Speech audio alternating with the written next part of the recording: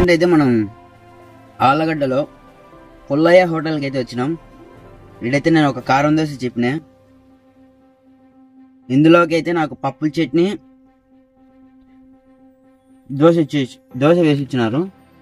కింద ప్లేట్ చూసినారా, చెక్క ముక్క పైన పేపర్ వేసి, పేపర్ పైన ఈ ఇస్తరాకు వేసి దానిపైన దోశ వేసి ఇచ్చినారు.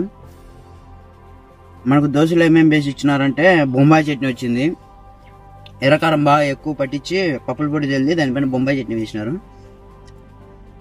ఇంకా ఇదే మసాలా అనుకోవచ్చు, ఇదే బొంబాయి చట్నీ అనుకోవచ్చు. ఈరోజు మన స్పెషల్ లేదంట, దోశ ఈవినింగ్ ఉంటుందంట. ఇక్కడ ఈవినింగ్ కూడా ఒకసారి ట్రై చేయాలా. టేస్ట్ మాత్రం పొద్దున్నే అదిరింది. ఊపా అబ్బా కాదని.